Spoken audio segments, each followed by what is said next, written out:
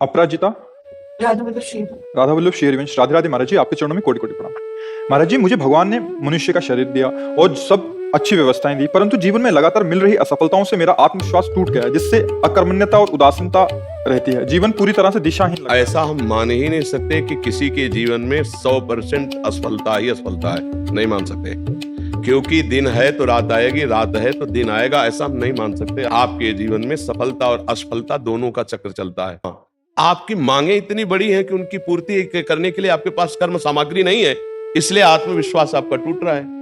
अब आप हीरा का हार पहनना चाहो, जेब में 100 रुपया है और आप फिर भगवान को कोसो और अपने को कोसो, तो अगर 100 रुपया है तो आप 100 रुपए की ही कामना कीजिए, 100 रुपए की वस्तु की तो आपको परेशानी नहीं होगी। ऐसे ही आपका प्रारब्ध कर्म आया है, अब आप उसके अनुसार चलेंगे तो ठीक है, और उससे ज्यादा मांग करेंगे तो उसकी पूर्ति होगी नहीं, तो आप असफलता समझते हैं। आपको बोलना सिखाया, आपके कान है, कितनी सामग्री आपको भगवान ने दी, सफलता ही सफलता है। और आप हमको कोई ऐसे तो दिखाई नहीं दे रहे कि आप फटे पुराने कपड़े पहनो, किसका प्रश्न है? हाँ, तो आप भगवान को या अपने को क्यों निराश शब्दों में ला रहे हैं? आप आगे से आगे कामनाएं, आवश्यकताएं सबकी भगवान पूर्ण कर रहे हैं कर्म के अनुसार। वायु फ्री, अभी बीमार हो जाओ, ऑक्सीजन लगवा, पैसा लगेगा, फ्री ऑक्सीजन भगवान दे रहे हैं। जल दे रहे हैं, पृथ्वी दे रहे हैं, आकाश दे रहे हैं, बुद्धि कहां देखो, आंख कितनी सुंदर हम सब देख सकते। किसी किसी की आंख नहीं, थोड़ी देर सोचो उसका कैसा जीवन होगा। कोई बोल नहीं पा रहा, कोई सुन नहीं पा रहा, कोई तीनों से रहित है, न बोल पा रहा न सुन पा रहा, अब उसका जीवन कैसा है। आप कभी भगवान को धन्यवाद दीजिए कि आपको कितना सुंदर जीवन दिया है और आप खा पी रहे हैं। आपने कभी वो गरीबी देखी है जिसके लिए आप कोसने के शब्द में बोले? वो गरीबी देखी है? आपको ऐसा लग रहा है कि अच्छे घर से है, तो आप ऐसा क्यों बोले? नहीं, आप ऐसा बोले क्यों? आपने अपनी वासना को इतना क्यों बढ़ा दिया? आप ऐसी इच्छाएं क्यों कर रहे हैं? नाम जप कीजिए, आप तपस्या बढ़ाइए, आप सत्कर्म बढ़ाइए, उसके अनुसार आपको लाभ मिलेगा। यहाँ संसार में कुछ फ्री नहीं है। अगर कोई राष्ट्रपति बनी बैठी तो तपस्या की है, वो यहाँ फ्री नहीं है। अगर कोई अरबों रुपया में खेल रहा है तो उसने दान किया है, पुण्य किया है, तपस्या की तो है। अब पाप कर रहा है तो उसका परिणाम आएगा, सब नष्ट होगा। लेकिन पूर्व में उसने किया है, उसका फल उसको मिल रहा है। यहाँ एक पैसा भी फ्री नहीं है, हमारे कर्म के अनुसार ही हमें मिलता है, हमारे कर्म के अनुसार ही जाता है। अब वर्तमान में तुम्हारी खेती क्या है? ये तो तुम्हारी पूर्व की खेती है। अब वर्तमान में आप क्या कर रहे हैं? महाराज जी, वर्तमान में सब चीजों की वजह से मतलब कोई भी काम शुरू करो उसमें मुझे उत्सुकता नहीं है। नहीं, यही गलती कर रहे हो। पूर्व की खेती तो बिगड़ी हुई थी हमारी, अब पूर्व को लेकर वर्तमान की बिगाड़ दे तो मूर्खता ही है ना। वर्तमान की खेती चकाचक करो, उत्साह संपन्न, मदीर्घ सूत्रम, क्रिया विधेयम, व्यसने सुसक्तम, सूरम कृतज्ञम, दृढ़ सौहृदं से लक्ष्मी स्वयं याति निवास है। तो प्राप्त करने के अंदर असफलता को रौंदते जाओ। एक बार असफल होंगे, 2 बार असफल होंगे, 3 बार असफल होंगे, चौथी बार मुझे ज्ञान हो जाएगा मैं क्यों असफल हो रहा हूं, और उसमें निकल जाएंगे। ऐसा नहीं कि किसी के भाग्य में इतना ही लिखा है कि हर बार असफल होता ही चला जाए, ऐसा कभी हम नहीं मान सकते।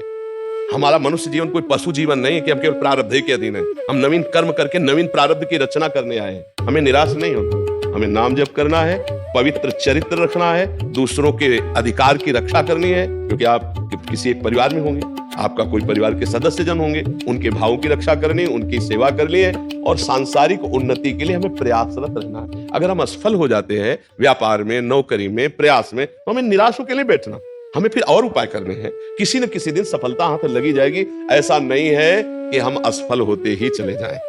हम आपको एक शास्त्रीय दृष्टांत देते हैं। विद्यारण्य नाम के बहुत बड़े सन्यासी हुए हैं। वो गरीब ब्राह्मण के घर पैदा हुए थे, तो माता पिता के पोषण के लिए उनके पास व्यवस्था नहीं थी। तो वो चूंकि ब्राह्मणत्व में थे तो उन्होंने संतों का संग किया था, तो गायत्री अनुष्ठान किया। 24 लाख गायत्री का एक पुरस्चरण होता है, कुछ नहीं मिला। दूसरा अनुष्ठान, तीसरा अनुष्ठान, चौथा 23 पुरस्चरण की, 24 लाख गायत्री के 23 पुरस्चरण के। अब माता पिता पधार चुके थे, यौवन अवस्था से ऊपर अवस्था क्रॉस कर गई थी, गायत्री अनुष्ठान करते करते हार गए और उन्होंने सन्यास लिया। जीव ही सन्यास लिया, देवी आद्याशक्ति देवी गायत्री प्रकट हो गई और उनका बेटा, यहां से लेके ब्रह्म पदवी तक तू मांग, अभी तुझे दे दूंगा। तो उनका माता, अब तो मैं सन्यासी हो गया, जब मैं धन मांग रहा था तब आप क्यों नहीं आई? तो उनका, तुम्हारे 24 ऐसे महत पाप थे, 23 पुरस्चरण से वो सब नष्ट हो गए, एक और बचा था तो सन्यास ले लिया, उससे वो नष्ट हो गया। अब तुम देवराज इंद्र पद का, कुबेर का खजाना मांगो तो मैं दे दूंगी। बोले अब सन्यासी हो गया, मुझे इसकी जरूरत नहीं है।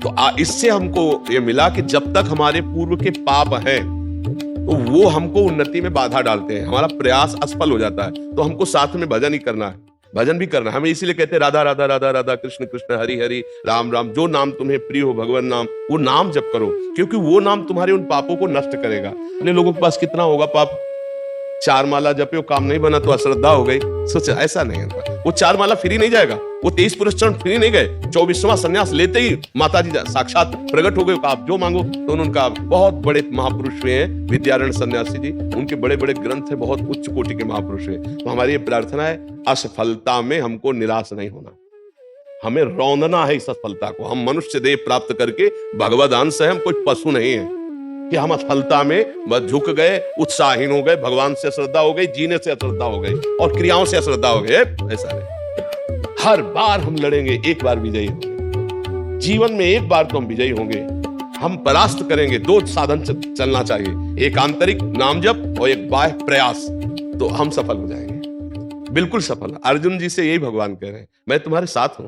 मामनिस्मर युद्ध च, मेरा स्मरण और युद्ध कर। युद्ध माने कर्तव्य कर्म, अपने कर्तव्य में लगे रहो और मेरा स्मरण करो। स्मरण क्या करेगा? पाप को नष्ट करेगा। कर्तव्य क्या करेगा? आगे की उन्नति का रास्ता खोल देगा।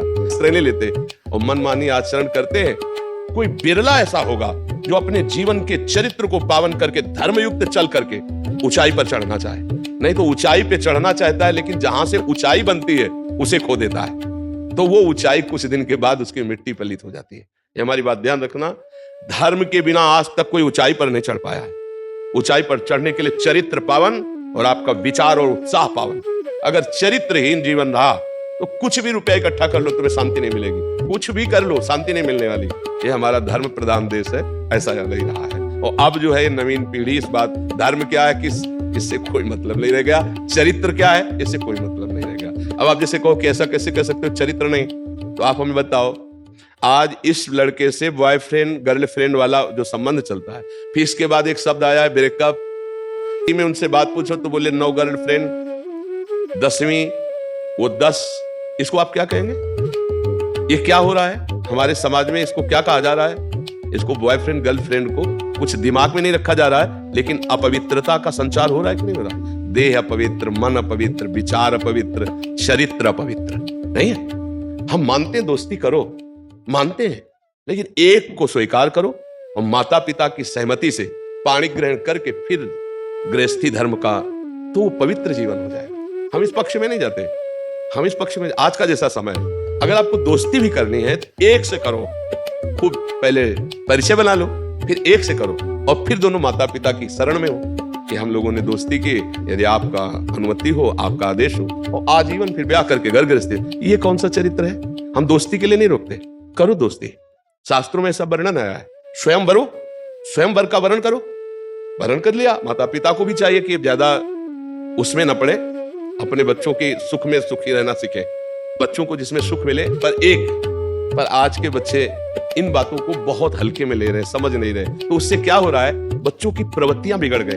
अब वही बच्चे जब वर बनेंगे ना, तो वो ब्रेकअप वाला अभ्यास वहां भी आ जाएगा। तो ना वो पति पत्नी से आजीवन भाव रख पाएगा, ना वो पत्नी पति से आजीवन भाव रख पाएगा, और दोनों के जीवन व्यर्थ हो जाएंगे। इसलिए हमें लगता है कि अगर चरित्र पावन रखा जाए और हम धर्म पूर्वक चले, नाम जप करते हुए, और अपने कर्तव्य का पालन करें, तो उत्साहहीनता कभी नहीं आएगी। असफलता में भी उत्साहहीनता नहीं आएगी। हम सफलता को एक दिन चूमेंगे, एक दिन उसको प्राप्त करेंगे। हमारी बात को अच्छे से समझ लीजिएगा। प्रश्न तो आपका है, लेकिन लगभग प्रश्न ये सभी का है।